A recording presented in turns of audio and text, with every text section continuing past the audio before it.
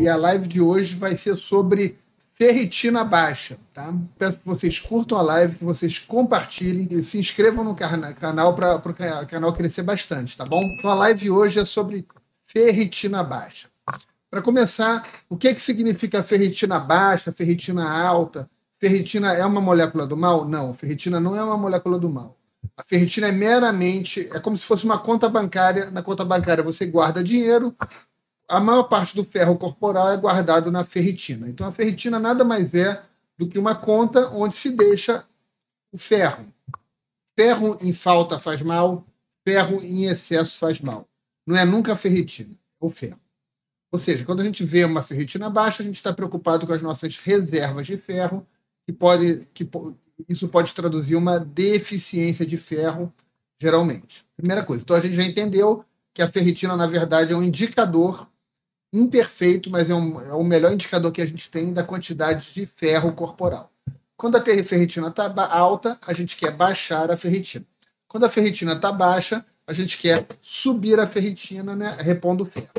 Então vamos lá. Primeira causa de ferritina baixa é deficiência de ferro, sabendo-se que às vezes você tem deficiência de ferro com a ferritina não tão baixa, e às vezes a ferritina não sobe tanto por questões genéticas ou por algum problema do fígado que você não consegue produzir proteína e por aí vai. Mas quando a gente tem ferritina baixa, a gente tem deficiência de ferro. Quem que costuma ter deficiência de ferro? A deficiência de ferro ocorre com mais frequência em crianças, né, tanto meninos quanto meninas, e em mulheres de idade fértil. Então, as duas principais populações que costumam ter ferritina baixa, ou seja, deficiência de ferro, são crianças e mulheres em idade fértil, mulheres que menstruam. Só que não são só essas pessoas que têm ferritina, que costumam ter deficiência de ferro com ferritina baixa. A deficiência de ferro com ferritina baixa também é super comum em atletas de alto desempenho, atletas, por exemplo, maratonistas, pessoas que se esforçam demais, que fazem uma atividade atlética de alto nível, costumam ter deficiência de ferro, podem ter deficiência de ferro, tem um risco aumentado. Pessoas com doenças crônicas têm um risco aumentado também de deficiência de ferro. Veganos e vegetarianos têm um risco altíssimo de deficiência de ferro também.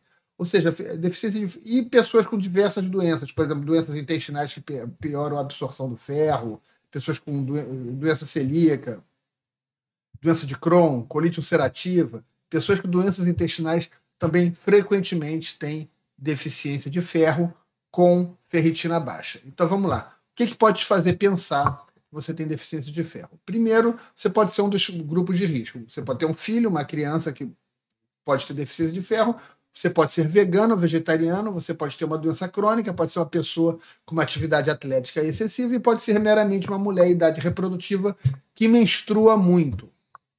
Além disso, isso tudo vai ser influenciado também por quanto você consumiu de ferro e quanto você armazenou de ferro na sua infância. Uma pessoa que, por exemplo, uma criança que é criada com uma dieta mais vegetariana, com pouca proteína animal, ela tende a ter uma reserva de ferro menor, ou seja, ela tende a ser mais suscetível a ter deficiência de ferro com ferritina baixa na idade adulta. Então essas são as populações com maior risco de ferritina baixa com deficiência de ferro. Além disso, agora, o que é importante saber? Quais são os sintomas de deficiência de ferro? O último sintoma que acontece de deficiência de ferro é a anemia. Então, se você tem anemia por deficiência de ferro, você provavelmente já vem sofrendo há muito tempo com isso. A penúltima coisa que acontece com a deficiência de ferro é quando a pessoa ainda não tem uma anemia, mas ela já começa a ter algumas alterações no hemograma, como uma hipocromia, que é quando você tem, por exemplo, pouca concentração de hemoglobina nas hemácias, ou quando as hemácias começam a ficar menores, a gente chama isso de microcitose e hipocromia. A gente vê no exame de sangue quando marcadores como VCM estão reduzidos, como CHCM estão reduzidos e como HCM. Você olha esses três marcadores no exame de sangue, geralmente eles podem estar reduzidos sem anemia. Isso já indica o início do princípio de anemia, como o pessoal gosta de falar. Já indica que você já está começando a ter uma depressão. E tem pessoas que têm deficiência de ferro sem nenhuma alteração no exame de sangue.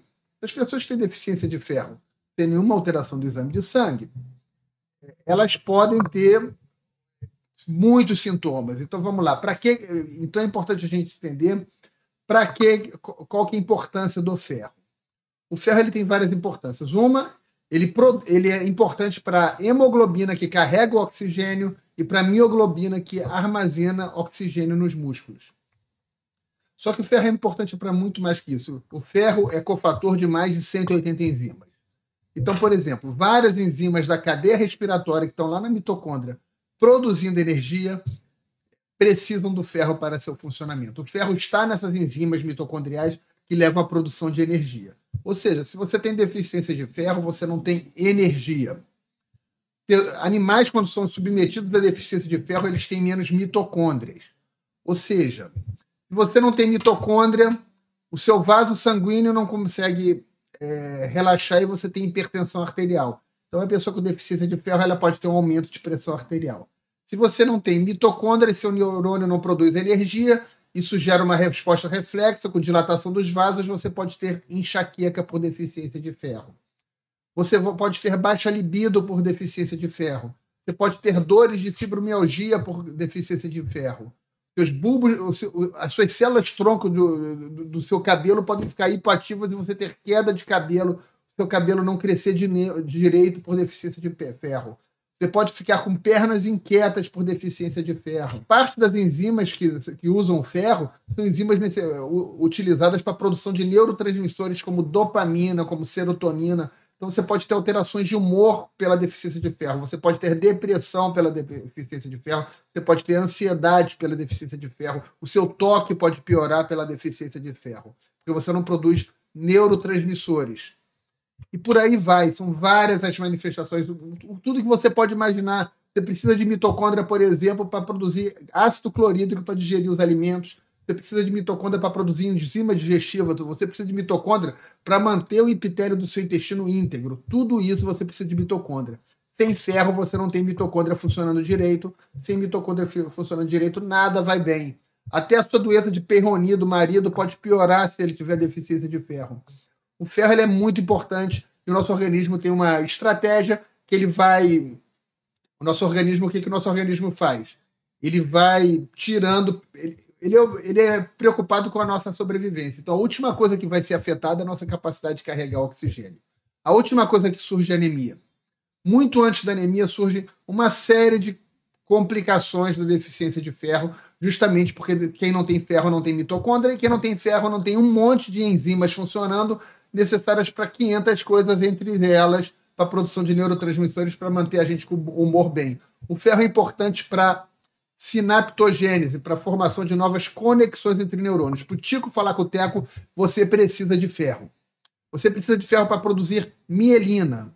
Ou seja, uma pessoa com esclerose múltipla, se ela tiver deficiência de ferro, ela vai ter mais dificuldade de se recuperar dos surtos de esclerose múltipla, porque ela não vai conseguir produzir mielina para compensar a mielina que ela perdeu. Isso significa que uma pessoa que tem deficiência de ferro por muito tempo, ela provavelmente vai ter dificuldade de recuperar as células nervosas, os neurônios que ela perde diariamente. Uma pessoa que tem insuficiência cardíaca, se tiver deficiência de ferro, ela pode piorar da insuficiência cardíaca. E por aí vai. O ferro é importante para tudo. Então, todos esses sintomas surgem da deficiência do ferro e por isso é tão importante a gente ficar de olho no ferro, a gente ficar de olho na nossa ferritina. O que é uma ferritina baixa? Isso é extremamente controverso entre os estudos. É importante que se olhem alguns parâmetros. Então, o que é importante se você tem deficiência de ferro? Eventualmente, você pode estar inflamado. Quando você está inflamado, você pode ter uma sobreposição de duas anemias ou de duas coisas.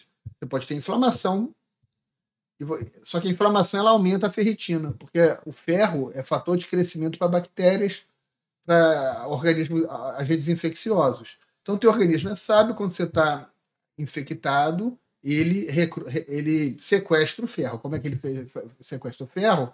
Aumenta a ferritina. Então, se você estiver inflamado, você quer uma ferritina sempre acima de 100. Agora, vamos dizer que você não esteja inflamado. Quais são os exames que você tem que olhar? Você tem que olhar exames para dizer que você está inflamado. Proteína C reativa, fibrinogênio, VHS, leucocitose com leucócitos acima de 5.800, VHS alto acima de 20 a 30, PCR acima de 1 mg por decilitro, fibrinogênio acima de 360 mg por decilitro, ferritina acima de 200. Tudo isso indica inflamação.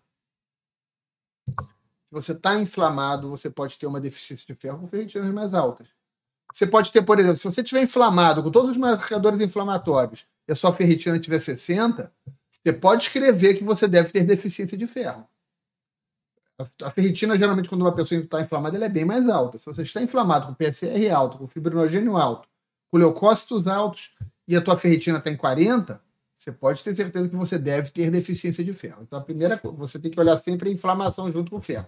Além disso, você tem que olhar o seu hemograma, para ver se não tem já anemia, ou, antes da anemia, a redução do CHCM, do VCM e do HCM. Esses 3 parâmetros lá do hematócrito, você tem que ver que estão abaixo da faixa de referência. Além disso, você tem que olhar a tua ferritina e, eventualmente, você tem que olhar a sua saturação de transferrina, porque existe uma coisa chamada deficiência funcional de ferro, onde, basicamente, o seu organismo não está conseguindo transportar o ferro. Ou seja, tem que olhar também a saturação de transferrina. Saturação de transferrina é importantíssima porque ajuda a diferenciar uma ferritina alta se a pessoa tem hemocromatose, onde a saturação de transferrina está muito alta, ou se ela tem uma anemia de doença crônica, uma inflamação crônica com a saturação de transferrina baixa, que pode estar junto com deficiência de ferro. Isso tem que ser avaliado caso a caso pelo médico junto com fatores clínicos. Não é tão fácil assim. De qualquer forma, vocês têm que ter transferrina, saturação de transferrina, vocês têm que ter ferritina no exame de sangue, vocês têm que ter hemograma, tem que ter PCR. Se puder ter o VHS fibrinogênio, melhor ainda. Essas coisas são obrigatórias. Existem alguns outros exames mais específicos que eventualmente a gente pede, tipo receptor solúvel de transferrina, mas é muito específico, eu não vou falar agora. Tá? Então, basicamente, são esses exames. Se você tiver uma ferritina abaixo de 30, você tem deficiência de ferro. Algumas pessoas geneticamente não expressam muita ferritina no exame de sangue, mas como é que você pode cravar que você tem deficiência de ferro? Se você tiver uma saturação de transferrina abaixo de 20%, ou se você tiver uma ferritina abaixo de 15%, você tem deficiência de ferro. Se você tem uma ferritina abaixo de 30%, você provavelmente tem uma deficiência de ferro. Eu acho que deveria pelo menos fazer um ferro oral. Se você tem uma ferritina entre 30 e 100, pode ser que você tenha deficiência de ferro. Eu acredito que vale a pena você levar a sua ferritina para cima de 100. Saturação de transferrina está abaixo de 20, só que a gente sempre olha junto os sintomas. Se você tem o exame baixo, tem uma ferritina de 40, uma saturação de transferrina de 22, mas teu cabelo está caindo, você está com fadiga, você está com baixa libido, não está produzindo testosterona, está com perna inquieta, e por aí está deprimida, sentindo tristeza, e por aí vai, você pode ter uma deficiência de ferro. Então, na verdade, tudo isso tem que ser olhado junto com a clínica. Tudo isso tem que ser olhado junto com a clínica. A gente não pode nunca olhar para o exame isoladamente e sempre olhar junto com a clínica e olhar para os marcadores inflamatórios, como a gente estava vendo, são proteína C reativa, fibrinogênio, VHS, hemograma e eventualmente alguns outros.